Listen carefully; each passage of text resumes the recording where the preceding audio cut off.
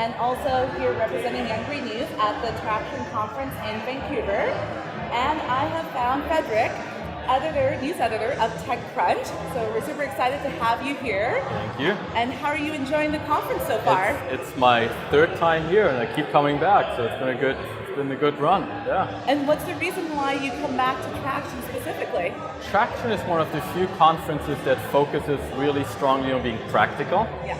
And giving founders practical advice.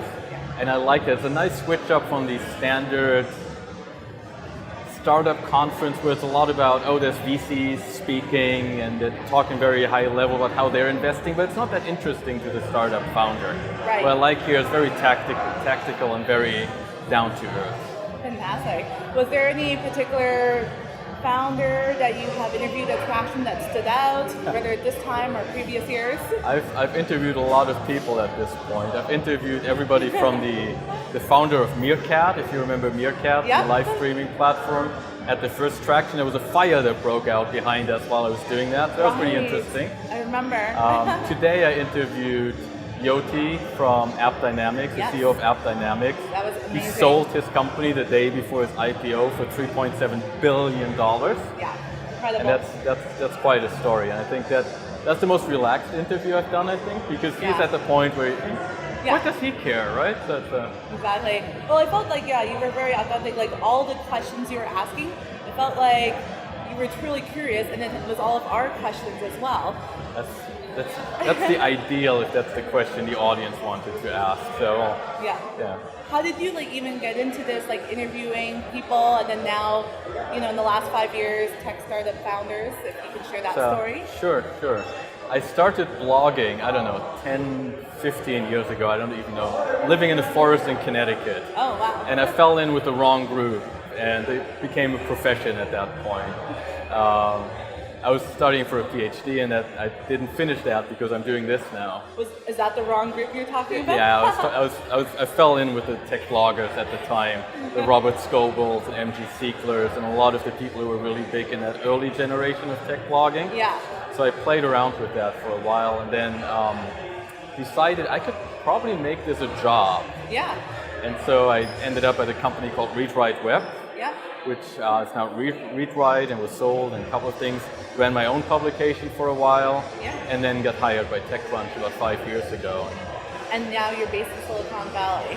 No, I'm based in Portland, Oregon. Oh, you are? Yeah. Okay, so you're kind of covering the tech scene there, or wherever the founders may be? Yeah, wherever the founders may be. We're a really distributed team, but we're not really organized by geographies. Most of the company, I barely leave my house, so I could barely cover the local scene. I mostly cover the Silicon Valley scene, to be honest. Right. That's where the action is to the most part. For sure. Absolutely. And is there, from interviewing so many tech startup founders, is there some qualities or traits that you notice that's been a contributor to their success? It is such a diverse group. I think it's really hard. There's this obvious stuff, passion for what they want to do, right? These days they all talk about being mission driven and things like that, but that's a lot of marketing, and everybody's now mission driven. Right. But it's that passion. It's that passion that these founders have. Yeah. Especially the guys who've been around the block for a few times. They've done their third or fourth startup, right? Yeah. These guys just keep going. Yeah. And I think that's what really brings everything else. Some are outgoing, some are more introverted. Some work 18 hours a day or 24 hours a day. Yeah. Some have a more balanced lifestyle. I don't think you can bring it down to anything there. It's just a passion. Right, absolutely. What would you say one of the craziest stories you heard when you were interviewing founders, and from which founder, if you can share? Oh God, the craziest stories. That's a really good question. I don't know. AppDynamics has a pretty crazy story to tell. But it's the founder who chases after the investor and gets the investment, right? Yeah. Who just waits outside of a hotel and meets the right guy. It's the founder who almost went bankrupt. Yeah. And then decided. I was talking to a company in Berlin of all places a couple of weeks ago. Right. And they were pretty much dead. And decided, this is a last-ditch effort. We're going to fire everybody, or this is going to work, right? Yeah. It's those kinds of stories that are crazy, and they made it work. Yeah. Right? They've got hundreds of employees now, for example, these guys. Sure. But they were a day from going bankrupt, right? Those stories, when I hear that, that's what keeps me going, being a tech startup founder myself. Yeah. So if you were speaking to, the audience for Youngry or early stage entrepreneurs, collecting, you've got an enormous vault of data from the stories you've collected from founders. What would be some early advice you would give to early stage founders? Early stage, from my perspective, yes. All those data points. Don't hire a PR agency. You don't need one. Okay, yeah. That's one. They spend a lot of money on that, and it's not worth it. Yeah. Because they're expensive, right? The retainer, it's 10,000 or more a month. You don't need that. Just talk to the journalist directly, for example.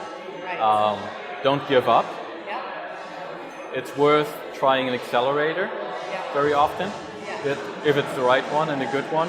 The outcomes I've seen from the good ones tend to be really good. And those companies tend to do really well because they're way better prepared for the next stage of growth. Yeah.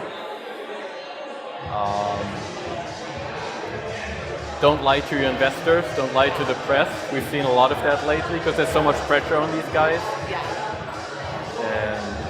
And I think that's about it. But if you do all of that, you still need a lot of luck to make your startup work too.